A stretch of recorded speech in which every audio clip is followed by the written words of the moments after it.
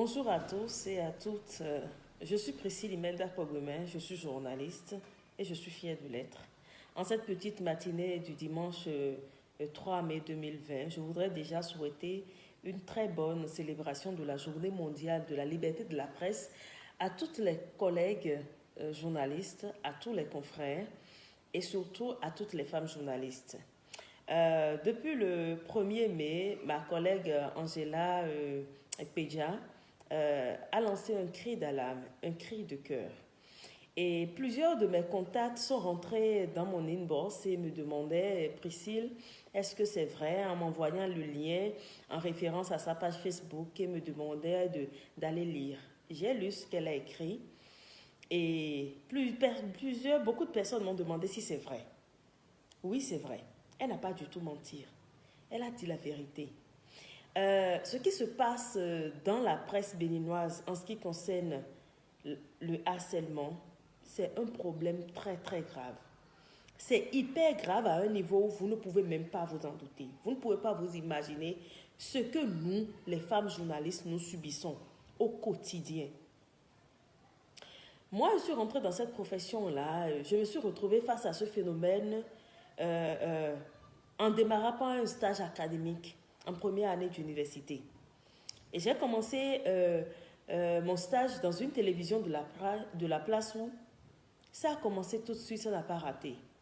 C'est déjà pas des « tu es très belle », « tu me plais »,« tu es jolie ». Et moi, je prenais ça comme juste des compliments, bon, ce que les hommes disent à nous, les femmes, et pas plus. Mais c'est aller au-delà. C'est aller au-delà où, quand ton patron te fait la cour, tu refuses, systématiquement, c'est des menaces. Systématiquement, c'est des représailles. Systématiquement, on t'empêche d'aller sur le terrain. On te confie ce qu'on appelle dans notre jargon des chiens écrasés. On t'empêche de t'épanouir au boulot. Et vous vous imaginez, c'est du directeur de la télévision, du directeur général, du rédacteur en chef, son adjoint, aux simples collègues de la rédaction. Et ils ne veulent pas savoir si vous voulez ou pas. Quand vous êtes femme journaliste, vous rentrez dans une rédaction systématiquement, vous êtes comme un objet sexuel.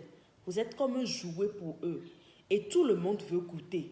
C'est comme si vous êtes venu avec des gâteries dans la main et que comme les enfants, par exemple, voient des bonbons, des biscuits, veulent se jeter là-dessus tout de suite, malheureusement. Et c'est ça. Angela n'a pas menti. Elle n'est pas la première femme journaliste au Bénin à être harcelée. Elle ne sera pas la dernière. Moi, j'ai été harcelée, proprement et âprement. Tellement que j'étais obligée d'abandonner, de rester à la maison. Si aujourd'hui, dimanche 3 mai, je vous parle, je suis à la maison, je ne travaille dans aucune chaîne de télévision au Bénin. Je vous donne cet exemple d'un directeur de télévision bien connu ici au Bénin, bien respecté, qui m'a fait la cour, que j'ai refusé. Et il m'a tellement harcelé que il envoyait même mes collègues garçons venir me dire « Ah, le directeur est en train de te faire la cour, tu refuses, et il faut porter pelle pour aller le voir. » Et un jour, j'étais là, du retour d'un reportage, j'étais au banc de montage en train de monter mon reportage. Quand il m'appelle, dans son bureau, je vais. Et derrière son ordinateur, je ne savais même pas ce qui m'attendait. Il m'appelle, il me dit « Priscille, viens. » Je viens et qu'est-ce que je remarque? Le monsieur a déjà baissé son pantalon. Il était en train de se masturber, excusez du thème. Et il m'appelle, il me dit, viens me faire la pipe. J'ai dit, quoi? J'ai dit, pardon, je n'ai pas compris. Il dit, oui, qu'est-ce que tu n'as pas compris? Qu'est-ce que tu n'as jamais fait? J'ai dit, désolé, directeur, je suis en train de monter un élément. Il me dit, tu montes quoi? J'ai dit, je monte un élément pour le 13h. Il dit, ah bon? Mais viens d'abord me satisfaire. J'ai dit, je suis désolé. C'est dans votre bureau ici que vous faites vos cochonneries. Il me dit, mais c'est ça, cochonnerie? J'ai dit, excusez-moi, je suis partie. Je vous jure que je suis restée au placard pendant 3 mois dans cette rédaction, à ne pas mettre pied sur le terrain. Je suis devenue chef d'édition de toutes les éditions, de 6h jusqu'à 22h30, avant de rentrer chez moi, pendant 3 mois. Mais ça m'a appris, ça m'a renforcé. Ces 3 mois passés à ne pas mettre le pied sur le terrain, alors que je suis venue dans la maison en tant que journaliste stagiaire. Et là, j'étais stagiaire, hein, s'il vous plaît. Et on m'a puni pendant 3 mois. Et je suis restée à l'édition. C'est ça, ces 3 mois-là m'ont permis de connaître beaucoup de choses en télévision. Ça, c'est entre parenthèses. Mais mes collègues journalistes hommes dans cette même rédaction viennent me voir me dire, ah Priscille, le directeur t'a appelé, il a dit de venir lui faire la canne à sucre, tu as refusé. Ah, si toi tu veux avoir un contrat dans cette maison, tu as intérêt, hein? Toutes les femmes l'ont fait, pourquoi pas toi? Et même si elles l'ont fait, et même si elles ne l'ont pas fait, ils vont vous dire ça, pour vous motiver à faire ce qu'ils veulent. Ce n'est pas possible. Et finalement, j'ai dû quitter cette télévision. Je suis allée dans une autre télévision. Ce directeur-là m'appelle et me dit, mais Priscille, combien de télévisions tu vas faire au Bénin? Combien de télévisions tu vas faire au Bénin? Tant que je serai dans la presse, toi, tu ne pourras pas travailler dans une télévision. Et je lui ai dit, DG, je vais faire toutes les chaînes de télévision au Bénin. Et c'est vrai, j'ai fait toutes les chaînes de télévision au Bénin, sauf LC2 et les nouvelles. J'ai fait toutes les chaînes de télévision au Bénin. Et on m'a dit, et il me dit, ben, tant que moi je serai dans la presse, tu ne pourras pas travailler quelque part. Je suis un conseiller occulte. N'importe quel directeur de télévision, lorsqu'ils vont m'appeler ou lorsque je vais apprendre que tu travailles là-bas, tu vas te retrouver du jour au lendemain à la maison. Et c'est arrivé. Je me suis retrouvée du jour au lendemain à la maison. Mais je ne regrette pas. Parce que j'ai tenu tête à ces hommes-là. Ils vous harcèlent. Il y a des directeurs, quand on les nomme, mais quand vous êtes dans le public, c'est bon. Vous êtes un contractuel, vous êtes un agent permanent de l'État. Quand vous refusez de le faire, on vous met au placard, vous êtes là, vous n'avancez plus, il n'y a plus de promotion. Mais quand c'est dans le privé, et surtout avec le nouveau code du travail, où il n'y a pas de contrat à durée indéterminée, où c'est un contrat à durée déterminée, et le patron sait que il t'aura à la fin de ton contrat. Toi-même, tu sais d'avance, il ne te renouvelle même pas. Quand ton contrat termine, tu ramasses tes affaires et tu pars. Mais si tu ne pars pas, tu restes et tu te laisses faire. C'est quoi la chose? Ce n'est pas normal. Ils ont tellement fait que quand on parle des femmes journalistes aujourd'hui, entre griffes, ça rime avec prostitution. Ce n'est pas bon. C'est un métier noble. C'est un métier très noble.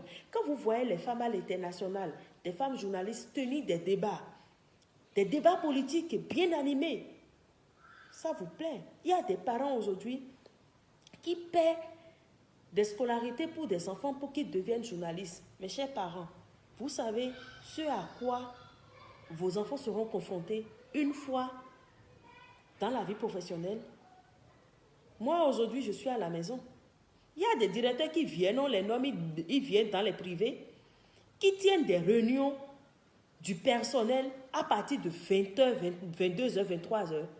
20h, jusqu'à finir ces réunions-là à 2h du matin. J'ai subi ça dans ma carrière professionnelle. Et ces directeurs qui le font sont des hommes mariés. Ils sont bien. Une fois, 2 fois, 3 fois mariés. C'est des polygames. Mais qui gardent des femmes au foyer, au boulot, pour réunion du personnel jusqu'à 2h du matin. Vous vous imaginez? Si tu refuses, ils vont dire quoi? Que désobéissance, tu n'as pas respecté à ton patron et que si il va coller quelque part, te renvoyer. Et pour conserver notre boulot, on est obligé de supporter ces genres de choses. Mais ce que moi j'ai dit que je ne vais pas supporter, c'est le harcèlement. Le harcèlement, non. Je ne vais pas me laisser harceler. J'avais 9 ans lorsque mon papa est décédé. Quel marché ma mère n'a pas fréquenté? Quelle tontine elle n'a pas donné pour me payer la contribution? Jusqu'à aller, moi j'ai fait l'ISMA. J'ai eu un master professionnel en journalisme, vous vous imaginez? Et ma mère souffre, engagement sur engagement, on a signé. On me renvoyait des cours. Je finis, j'ai mon diplôme en main. Et pour avoir un métier, je dois coucher avec un homme. Excusez du peu. Il faut que j'aille direct.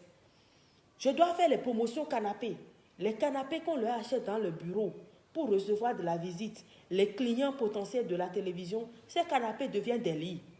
Et c'est sur ça qu'ils font leurs bêtises. J'étais obligée. Il y a un directeur d'une radio communautaire, que je tais le nom, qui m'a embauché. 2 semaines, on travaillait. Il me fait appel dans son bureau. Il me dit, ah Priscille, voilà ce dossier-là et tu peux jeter un coup de ce que je suis en train de te faire. Le monsieur se lève. J'entends, il est allé vers la porte, je ne savais pas ce qu'il voulait faire. Et qu'est-ce que je vois? Il fout sa main dans ma chemise.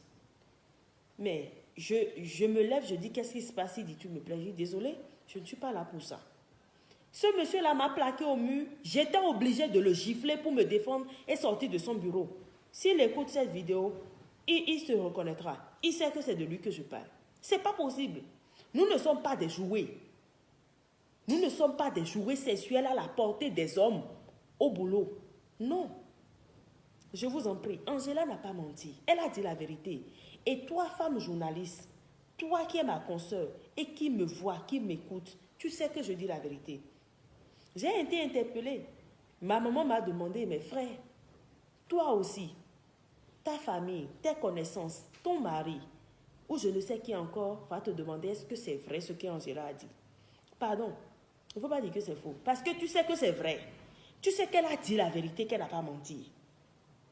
Alors, il ne faut pas dire que c'est vrai. C'est le moment. Aujourd'hui, c'est la journée mondiale de la liberté de la presse. Et c'est la manière dont moi je libère ma parole.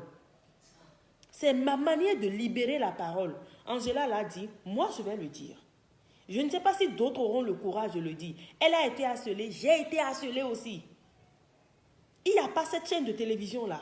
Il n'y a pas cette chaîne de radio là, de presse écrite.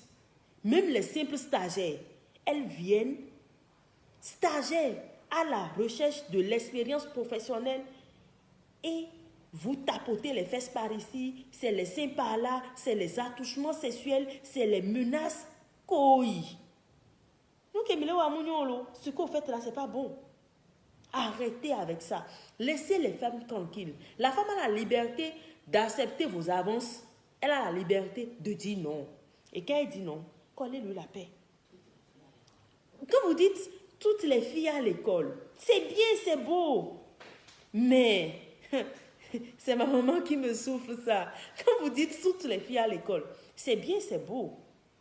Mais après, elles vont devenir quoi? Quand vous dites, on ne retrouve pas les femmes dans les instances de prise de décision, ce n'est pas bien. Ce n'est pas bien. Nous voulons être dans les instances de prise de décision, mais vous ne nous collez pas la paix. Combien de femmes sont obligées d'abandonner leur métier pour rester à la maison? Combien de femmes sont obligées de rester à la maison pour conserver leur foyer? Combien d'hommes sont obligés de dire à leurs femmes, reste à la maison, je vais te payer le salaire, même s'ils ne trouvent pas le salaire, ils savent que bon, on nous met à l'abri. Pardon, laissez-nous tranquilles. Aujourd'hui, 3 mai, journée mondiale de la liberté de la presse, moi je demande à ce que la presse béninoise soit assernie, à ce que les agresseurs, les harceleurs arrêtent, laissez les femmes tranquilles. Stop au harcèlement en milieu de travail. Je vous remercie et très bonne journée. Bye.